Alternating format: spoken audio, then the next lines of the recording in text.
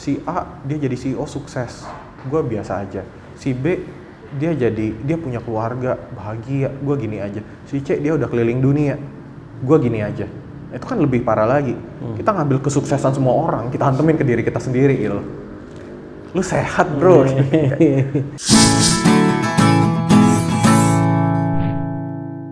Tantangan terbesar menurut Mas Jonathan kalau bicara soal becoming entrepreneur gitu ya, itu lebih kepada hal-hal yang sifatnya teknis, kayak tadi marketingnya kah, mengurus keuangannya kah, atau kepada hal-hal lebih sifatnya psikologis sebagai seorang entrepreneur, kalau dari pengalaman atau Mas Jonathan sendiri maupun yang consult? Dua hal. Dua-duanya sebenarnya benar juga.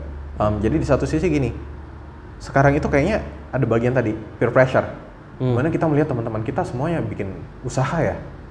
Oh semuanya ada yang sukses, ada yang gagal juga. Cuma kan gagal kita nggak tahu. Yang kayaknya yang kedengeran tuh yang sukses aja gitu loh. Kita jadi merasa terbebani. Oh gue juga pengen nyoba bikin usaha deh. Gitu. Ada modal dikelola, terus gara-gara kita nggak ngerti how to run the business, kita langsung blind faith. Terus ya udah bangkrut aja.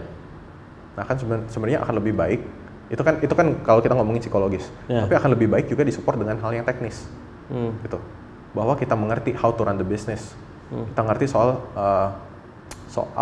bikin business proposal gitu atau study case. Gitu. Semisal gini. Ada yang nanya, "John, gue punya uang 50 juta. Enaknya bikin bisnis apa ya?"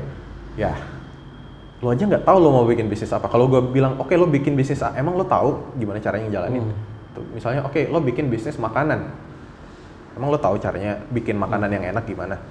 Atau bikin bisnis laundry, lo ngerti nggak cara ngejalaninnya gimana? Marketingnya gimana? Nyari customer gimana? Gitu. Harusnya ketika memang kita pengen, oke, gue pengen bikin bisnis, ya riset lah. Gitu. Riset. Cari beberapa opsi. Cari tahu plus minusnya apa, untung ruginya apa. Semuanya dicari. Sehingga kan kita juga jadi bisa lebih, pemahamannya lebih ada gitu. Jadi kita pun bisa memutuskan. Dan datang ke gue juga nanyanya jadi lebih enak. John, gue mau bikin bisnis laundry. Di gini. Tapi yang terjadi menurut gue seperti ini. Nah, apakah menurut lo? Nah, itu kan lebih enak. Oke. Jadi ada pertanyaan-pertanyaan yang bukan orang lain yang seharusnya menjawab, tapi justru kita sendiri gitu ya. Betul. Nah itu, jadi ketika membuat bisnis pun, kita harus tahu apa yang kita nggak tahu. Misalnya sekarang gue lagi nyoba running fashion business. Gitu. Gue nggak ngerti soal fashion. Gue cuma ngerti marketing. Gue selalu pengen eksperimen, ini part of my eksperimen ya. Dan buat eksperimen ini gue juga alokasi budget. Jadi bisnis ini berhasil gagal, hidup gue aman. Jadi pokoknya ini gue nggak mau ngambil resiko lebih dari sekian rupiah gitu misalnya. Betul, jangan sampai kan, hidup gue taruh sini semua. Kalau gagal gimana? Hancur dong hidup gue. Gitu kan. Nah jadi gue pengen bikin bisnis waktu itu, pengennya bikin bisnis makanan. Tapi gue nggak ngerti masak, mau nyari partner yang bisa masak waktu itu belum nemu. Gitu. Terus pengen bikin bisnis fashion. Gak ngerti fashion, sampai kemudian akhirnya ketemu satu temen yang, dia seorang fashion designer. Yaudah deh, gimana kalau kita coba lo desain bajunya, gue yang ngurusin marketingnya. Nah jadi karena gue nggak tahu itu, gue nggak tahu soal fashion cewek gitu, gue jadi kan gue tahu yang gue nggak tahu, dan gue cari cara buat compensate-nya gimana. Dengan cara compensate yang gue nggak tahu adalah cari partner. Atau misalnya gue nggak ngerti cara ngurusin distribusi. Yaudah cari vendor. Atau misalnya gue yang belajar. Gitu, kalau misalnya budget terbatas, ya bisa juga. Nah, tapi itu kan kayaknya lebih ke critical thinking. Gitu. Jadi kita pun harus berpikir kritis. Ini yang terjadi di Indonesia itu, kayaknya banyak yang nanya ke gue karena mentalnya masih disuapin gitu. Gitu. Jadi coba digali dulu. Maksudnya kan sebenarnya Google pun ada buat challenge lo. Ketika lo berpikir kritis, cara distribusi barangnya gimana ya? Atau fashion itu kayak gimana ya, fashion cewek? Bisa googling. Fashion cewek mungkin jadi terbagi A, B, C, D. Oke. A ini apa ya? Cari lagi. B ini apa ya? Kalau misalnya, oke, lo sudah ada pemahaman, at least. Lo nggak tahu, boleh tanya ke orang yang lebih tahu. Tapi minimal, pertanyaan lo jadi lebih berbobot. Sudah at least ada effort dulu untuk mendapatkan sedikit pemahaman mengenai apa yang kita mau lakukan. Biar pertanyaannya juga jadi lebih tajam. Jangan sampai, John, gue ada 100 juta. Enaknya bikin apa ya? Yang mana gue tahu. Buat gue aja. Iya kan? Kayak at some point, kalau misalnya menurut lo bisnis itu ribet, kan bisnis ribet ya. Gitu kan? Jalannya juga ribet. Yang penting lo invest aja. Lo nggak ribet. Gitu kan? Ya. Menarik sekali. Dari kembali to your own journey sekarang, to personal journey, ada nggak momen yang kalau Mas Jonathan nggak keberatan share yang mungkin lowest moment juga gitu? Kita bicara soal kegagalan misalnya gitu. Your lowest moment. Gitu. Lowest moment ya? Lowest moment, kayaknya 5-8 tahun ke belakang kayaknya saya cukup tenang. Tapi kalau mau lowest moment, sebenarnya ada sih tahun lalu itu. Jadi kucing gue mati. Gitu. Dan gue patah hati banget. Oke, gue jelasin sedikit konteksnya. Jadi waktu itu tahun 2016 ya. Waktu itu juga habis putus gitu kan, terus tinggal sendiri kan, nyewa apartemen. Waktu itu kayak sepi ya. Ya udahlah, akhirnya cari binatang piaraan biar ada temen, ada tempat mencurahkan affection gitu kan. Pilihannya ya udah akhirnya ada cat, kucing ini, dan ini ya kan konsepnya adalah ketika kita menghabiskan waktu, uang dan tenaga yang banyak di satu hal, kita jadi feeling kita terhadap hal itu berkembang. Attachmentnya jadi ada. Mau itu keluarga gitu kan, mau itu pasangan, mau itu piaraan, mau itu hobi perangko juga. Kalau misalnya lo udah, wah ini perangko di mana-mana, gue cari baru nemu di sini. Tiba-tiba satu album dibuang, wah nangis. Gitu kan. Nah jadi ketika gue punya piaraan pun, dan gue 4 tahun sama dia, jadi perasaannya juga berkembang, gitu kan. Ada attachment itu dan kayak ya jadi companion gitu. Jadi companion, jadi kayak apa ya, berasa ya punya soulmate lah. dalam bentuk si binatang piaraan. Itu yang menurut gue dia cukup mengerti gue juga. Tuh, ada masa-masa di mana gue sedih, kayaknya dia tahu dia ini gitu. Dan ya ada masa juga di mana dia sakit gitu. Gue pagi bawa dulu ke dokter, abis itu gue ngantor, abis itu makan siang gue jemput lagi, gue bawa lagi ke rumah, gue ngantor lagi gitu kan.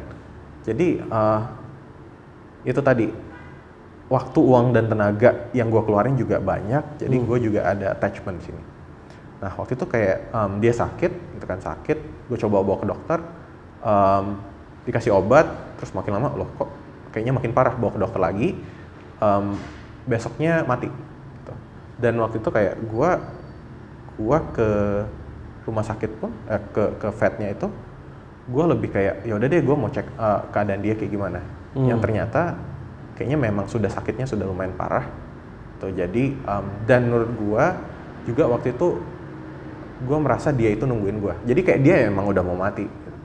Tapi dia nunggu mau ketemu gue, akhirnya mau ditindak sama dokter, terus pas ditindak ya mati. Gitu. Dan yang kayak ya itulah, jadi kayak apa ya? Gue merasa ini sebagai memang perpisahan, gitu kan. Dan ya udah waktu itu gue nangis kejer aja ya. Pulang dari vet aja gue jalan kaki ke apartemen, nangis sepanjang jalan. Dan masih sampai satu minggu gue tetap merasa sedih. Cuma waktu itu juga akhirnya ya udah gue mencoba memaknai ini. What can I learn from this? Gitu kan. Gue nggak mau kayak denial juga. Kayak, ngapain sih nangis apa enggak? Tapi gue acknowledge perasaan gue. Oke, gue sedih karena dia udah nggak ada. Dan bisa dibilang waktu itu matinya juga di depan mata gue. Dan dari situ gue belajar bahwa ya hidup itu ya sementara. Kita merasa memiliki seseorang, apapun itu. Tapi sebenarnya kita nggak pernah memiliki apapun. Itu bahkan orang-orang gitu di dekat kita, pasangan, orang tua gitu kan, atau anak gitu. Itu juga sebenarnya ya bukan milik kita. Cuma kebetulan mereka menjalani timeline yang sama, waktu dan tempat yang sama dengan kita, dan akan ada masa di mana kita harus berpisah apapun alasannya gitu kan. And that's okay, that's life. Bahwa hidup itu cuma momentary. There's no such thing as eternal life juga, kayak kita bareng terus sampai, enggak juga. Ya kan, pasangan juga bisa jadi satu meninggalkan lebih dulu, atau mungkin berpisah karena memang visi misinya nggak sama, and that's okay. Orang tua juga terhadap anak, ada masa di mana anak harus berpisah, mau kuliah, mau bekerja, gitu, menjalani hidupnya sendiri, and that's okay. Tuh yang penting adalah ketika kita bareng, gimana caranya kita bisa cherish that moment gitu loh, menikmati momen itu sampai ke detik-detiknya. Nah itu juga jadi bikin gue kayak lebih menghargai hidup di satu sisi, menghargai orang-orang yang dekat dengan gue, gitu, dan bagaimana gue bisa lebih ada buat mereka, gitu. Ya itu tahun lalu sih. Dari momen seperti itu. Thank you for sharing that. It's okay. Mungkin ini beberapa pertanyaan terakhir. Soal kegagalan. Yeah. How do you see failure dari sudut pandang Jonathan N? Right. Failure ya. Ini cukup menarik sih. Menarik banget failure ini. Di saat dimana sekarang kayaknya semua orang bercerita tentang kesuksesan mereka, right? Sehingga semua orang jadi pengen sukses. Tapi tidak banyak orang yang cerita soal kegagalan mereka. Jadi kayaknya sukses ini adalah sesuatu yang kita inginkan, tapi kegagalan itu adalah hal yang tabu. Tuh. Padahal gagal itu normal, gagal itu wajar kok. It's part of our life. Gue juga banyak sekali keputusan-keputusan hidup yang salah juga ada. Yang gue lakukan ternyata gagal juga ada. Dari investment, bad investment choice gitu kan. Titip uang ke financial planner, terus uangnya dibelikan saham gorengan, you name it gitu. Atau misalnya coba invest di bisnis, tapi ternyata uangnya malah dibawa kabur sama orangnya. Gitu. Bukan dibawa kabur sih, waktu itu kayaknya orangnya dia minjem duit juga ke rentenir, dan ya udah jadi kayak lebih ke duitnya habis, orangnya kabur. Ya itu termasuk kegagalan lah menurut gua. Cuma buat teman-teman yang di rumah juga mungkin lihat, jadi kayak jangan terlalu fokus di sukses atau gagalnya gitu. Kita memang aim for success, betul. Kita harus taruh ekspektasi setinggi-tingginya, abis itu lepasin. Kenapa? Ketika kita melepas, kita jadi lebih terbuka terhadap kegagalan. Kita udah siap gagal. Bukan berarti kita nggak berusaha dengan keras. Ya kita boleh berusaha dengan keras, tapi apapun hasilnya, ya kita harus terbuka. Kita harus menerima, membuka diri terhadap kegagalan dan menerimanya. Misal aja tahun 2020, kita udah berusaha keras, tiba-tiba corona, ya mau gimana?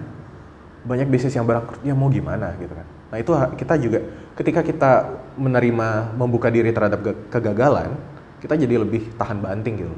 Tapi kalau misalnya kita nggak nerima gagal, mungkin kita malah jadi depresi. Wah stres, aduh kenapa gue bisa gagal, dia bisa sukses, kenapa gue gagal. Nah ini hal kedua adalah dengan kita membandingkan diri dengan orang lain.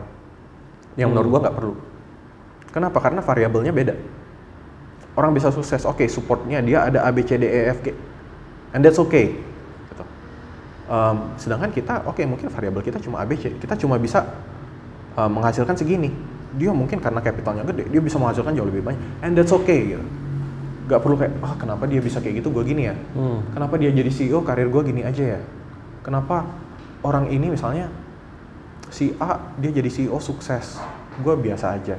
Si B, dia punya keluarga, bahagia, gue gini aja. Si C, dia udah keliling dunia, gue gini aja. Nah, itu kan lebih parah lagi. Kita ngambil kesuksesan semua orang, kita hantemin ke diri kita sendiri gitu. Lu sehat bro, gak gitu kan? Kita jadi terlihat terendah sekali gitu, betul, kita terkecil sekali seakan-akan. Iya, padahal mereka ya juga ada plus minus lah. CEO-nya mungkin kayak dia lebih fokus ke karir, keluarga nomor 2, and that's okay. Kalau misalnya menurut dia begitu. Ada orang yang kayak, yang keluarga kayak, ya udah ngapain sih lo berkarir, udahlah bikin keluarga aja. Itu misalnya yang apa, keliling dunia, ngapain sih kalian punya keluarga, jadi karir gitu kan, kayak kalian malah nggak bisa nikmati hidup dengan traveling. Sebenarnya, nah salahnya adalah ketika kita memaksakan cara kita bahagia ke orang lain. Gitu. Ya orang ini bahagia dengan traveling, ya silahkan. Orang ini bahagia dengan berkeluarga, ya silahkan. Orang ini bahagia di pekerjaan dan karir, ya silahkan. Tapi ketika mereka memaksakan, oh lo harus bahagia cara gua, nah itu salah. Gitu. Ya sukses juga sama. Kita nggak usah membandingkan diri kita dengan orang lain. Yang penting itu end goal-nya adalah our personal growth, right? Jadi kayak, oke, kamu sukses, bagus gitu. But how much did you grow? Gitu. Kamu gagal, oh bagus.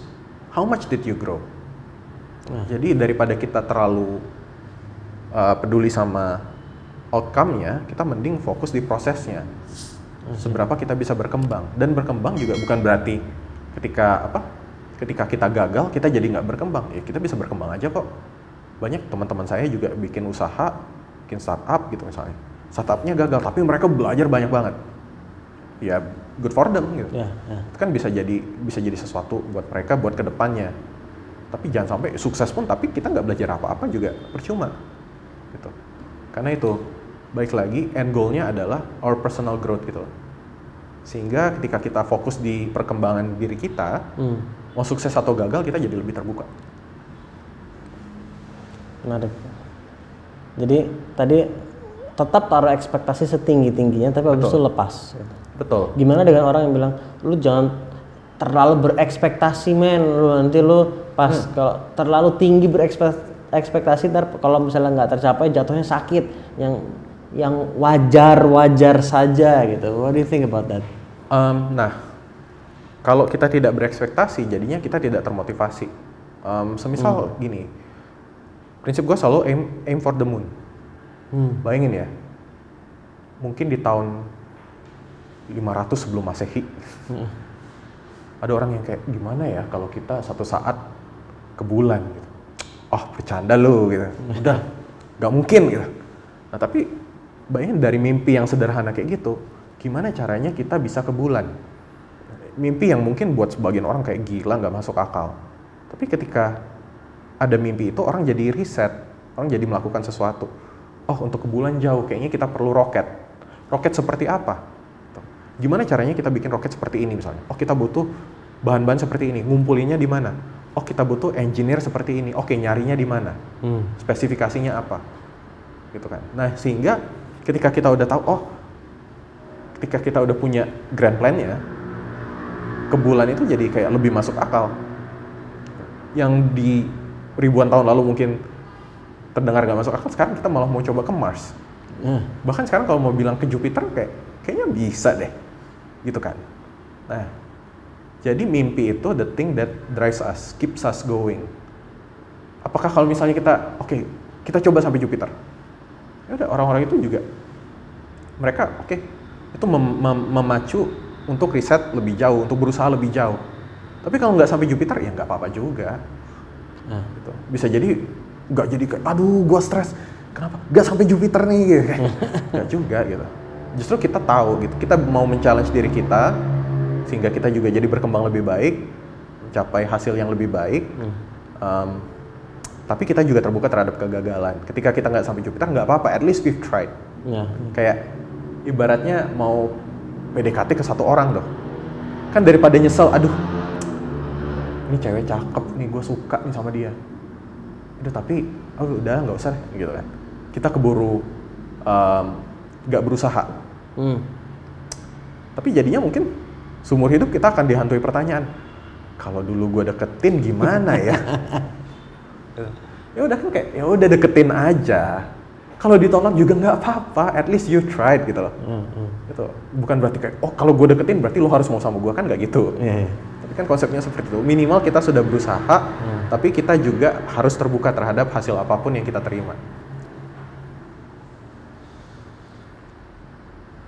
Very insightful. Ya, kurang lebih begitu hidup saya. Tadi bilang banyak baca buku, ada buku favorit nggak?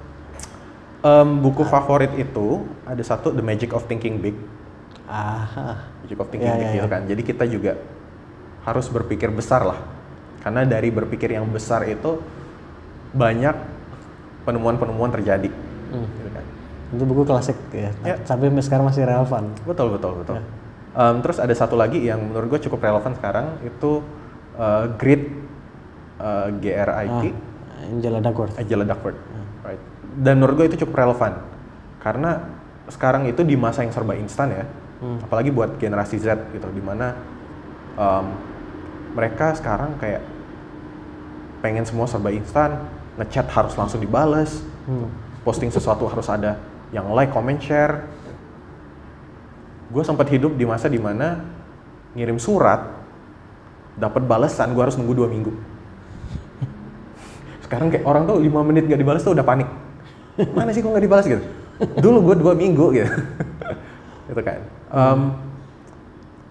Jadi menurut gue untungnya karena gue sempat merasakan zaman sebelum internet lah. Gue jadi bisa lebih sabarnya tuh ada gitu. Jadi lebih belajar untuk sabar. Nah sedangkan buat generasi setelah gue, Gen Z, yang mungkin ya kayak dia lahir dan besar bersama internet. Udah native apa digital. Betul. Beda kan cara menyikapinya dan gue mengerti juga. Nah tapi di satu sisi juga di hal-hal yang seperti karir, relationship, kadang mereka juga pengen sesuatu yang instan, kan? Yang nggak gitu. Kayak ada yang ngomong misalnya kemarin isu gaji 250 juta sebulan. Oh nggak mungkin. Gue 3 tahun kerja gaji gue segini-gini aja, ya lo baru 3 tahun kerja. Gitu kan. Ada juga misalnya kayak gue udah riset direksi Pertamina katanya bisa dapat sampai 3M sebulan direksi Pertamina, tapi kan ya nggak mungkin lo 3 tahun kerja dari usia 21, 24 lo tiba-tiba 24 jadi direksi Pertamina, enggak kan, mungkin butuh 20-30 tahun menuju ke situ. Nah itu kita juga harus mengerti gitu loh, bahwa untuk karir, untuk relationship itu butuh perjuangan, dan grit kan it's all about that apa ya, konsistensi, ketekunan, kegigihan gitu loh. Bahwa ketika lo mulai suatu, lo gigih dulu di situ. Kan kadang kayak ketika kita belajar ya, baru berapa bulan deh kayak, aduh, kayaknya bukan passion gue deh, coba yang lain. We don't really try. Karena tadi kita mengharapkan sesuatu yang instan. Padahal bisa jadi chef-chef itu juga masaknya lama kok, mereka belajarnya lama. Gitu kan? Ibaratnya belajar piano. Joey Alexander, umur 8 tahun menang Grammy, pianis jazz, 8 tahun. Tapi kalau kita lihat, dia pasti umur 5 tahun tuh, 4 tahun, 5 tahun udah disuruh nyokapnya main piano. Lo les piano ya? Aduh mah males, gak boleh, pokoknya lo les. Gue yakin kurang lebih seperti itu. Kurang lebih seperti itu. Sampai ya dia awal-awal juga pasti susah. Ketika kita memulai sesuatu, mencoba sesuatu, belajar hal yang baru, itu pasti susah. Nah yang bawa kita sampai akhirnya, ya udah, kita coba terus sampai mahir apa? Grit gitu. Ketekunan itu, kegigihan, pantang menyerah gitu kan. Dan gimana ngebangun itu? Ada nggak ada suggestion? Oke, kalau dari buku Grit-nya juga ya, gue langsung kutip aja. Jadi kalau Angela Duckworth bilang, ketika lu mau mulai hal yang baru, coba setahun nyobain di situ. Gitu. Jangan langsung pindah-pindah. Pokoknya setahun, do your best.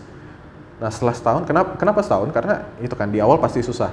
Jadi kurang lebih kita makin ke belakang jadi lebih mahir, sehingga kita juga jadi bisa lebih menikmati. Kan kalau ada yang misalnya main piano, ada yang memuji, wah bagus main piano lo, keren juga lo, kita juga jadi seneng kan. Tapi kalau di awal-awal mainnya kacau, ya orang juga kayak apaan sih lo, ngapain lo gitu. Nah jadi setelah setahun kita coba, baru kita evaluasi, apakah this is the right thing for us, mau lanjut atau mau ganti, boleh gitu. Kan ada aja orang yang udah setahun kayak, oh udah setahun gue masih belum dapet nih. Gitu. Setelah gue udah coba tapi masih belum dapat, oh ya udah, maybe it's not for you, and it's okay. Coba lagi hal yang lain. Gitu. Ya, kuncinya itu jangan terlalu mudah menyerah. Coba aja dulu setahun lah. Pertanyaan terakhir beneran. Tadi kita bicara kegagalan. Kalau kita bicara sukses, ada nggak perubahan bagaimana Mas Jonathan melihat sukses dulu dan sekarang? How do you see success? Ya, kalau dulu sih mungkin gue lebih sukses lebih ke materi ya. Maksudnya oke, gue bisa beli ini, gue punya uang segini gitu, sukses gitu kan. Tapi sekarang gue lebih ngelihat sukses ini lebih ke gimana caranya gue bisa memberikan manfaat ke orang lain. gitu. Nah makanya kan dengan gue jadi growth consultant juga, gue itu bisa membantu orang berkembang. Jadi ada dampak positif gitu ke kehidupan orang juga, gitu. Dan makanya sekarang gue membangun platform gitu, growth space. Jadi buat ngembangin komunitas juga gitu. Karena kan nggak mungkin semuanya driven by me gitu. Capek juga gue juga butuh tidur gitu kan. Tapi kalau ketika ada komunitas yang mau sharing, saling sharing gitu, kita bisa tumbuh berkembang bareng. Nah jadi menurut gue sekarang ya semakin banyak orang yang hidupnya jadi terbantukan, ya semakin sukses gue. Nah, misinya itu aja sekarang. Jadi growth-nya sebagai consultant, tapi bermanfaat untuk orang lain, tapi from that process you grow as well. Betul, betul. Dan gue pun belajar, belajar gimana caranya menyampaikan ide ini ke orang lain, jangan sampai mereka salah tangkep, dan mungkin juga belajar untuk berdiskusi, karena dulu pun ada yang kayak orang yang, oh menurut gue nggak gitu John, tapi gue jadi defensif, loh tapi kan gini gitu. Tapi sekarang gue mencoba mengerti, cara orang ini berpikir seperti apa gitu. Ketika loh tapi kan nggak gitu John, oh memangnya kenapa lo berpikir gini gitu. Jadi gue ganti. Approach-nya udah berbeda ya. Betul, gue coba menggali lagi gitu, bahwa ya mungkin setiap orang juga datang dari background yang berbeda, cara pandangnya berbeda, and that's okay. Yang penting kan motivasinya adalah dengan kita saling mengerti, dengan kita saling memahami, bisa jadi malah kita ya sama-sama jadi belajar juga dari situ. Tadinya ada tuh misalnya ada 1-2 orang yang marah-marah, tapi ketika gue coba tanya, gue coba gali gitu kan baik-baik, oh memangnya kenapa gini-gini, akhirnya ya jadi santai tuh. Ternyata memang miskom aja, persepsi dia gini, padahal menurut gue yang sampaikan gini. Sementara poinnya dia nggak salah juga gitu. Jadi thank you for your point gitu. Ya ini masuk akal juga kok gitu. Dan jadinya saling complementing gitu loh, bukannya contradicting. Jadi energinya source-nya beda, niatnya gitu, tujuannya berbeda. Betul. Dan sekarang itu penting buat kita untuk mencoba memahami dulu instead of judging gitu kan. Kan kadang kalau ada apa-apa kita langsung judge, lo gini ya orangnya, tapi kita nggak ngerti latar belakang dia seperti apa. Gitu. Kita hanya menggunakan standar latar belakang dari pemahaman kita, belief kita, latar belakang kita. Betul. Kita mengasumsikan seakan it's the same setiap orang gitu. Betul. Kayak misalnya taruhlah ada orang yang misalnya selama hubungannya 4 kali pacaran gitu, 4 kali semuanya diselingkuhin. 4 kali diselingkuhin, mungkin cara dia memandang relationship beda. Apa sih setia bullshit gitu. Tapi di sudut pandang orang tua gua, yang orang tua biasa-biasa aja gitu, udah 40 tahun menikah baik-baik aja, mungkin setia itu ya it's a normal thing for them. Nah apakah ada yang salah? Enggak juga, dua-duanya nggak salah, cuma mereka berdua mendapatkan pandangan seperti ini ya dari pengalaman hidup mereka. Tuh, pengalaman hidup berbeda, cara memandangnya juga berbeda, dan kita cuma perlu mengerti gitu. Dan gue berusaha memahami, mengerti, dan dari apa yang gue pahami di sini gue juga dapat banyak sekali pembelajaran. So ini mungkin sambil ngobrol gini, whether Mas Jonathan sadari atau tidak, sedang jadi growth consultant juga, karena I feel I'm growing from listening to you. Ya, semoga membantu. Thank you so much sudah meluangkan waktunya, dan gue yakin buat lo siapapun yang menyimak ini juga bisa bermanfaat untuk pertemuan lo, dan tidak hanya untuk diri kita, tapi bagaimana dari kita bertumbuh juga bisa kita manfaatkan untuk kebermanfaatan orang lain juga, untuk kontribusi juga. So terima kasih banyak sudah meluangkan waktunya. Terima kasih sudah mengundang. Terima kasih juga buat teman-teman yang sudah menonton. Thank you banyak. Terima kasih, dan untuk lo semua kita ketemu di episode selanjutnya. Assalamualaikum.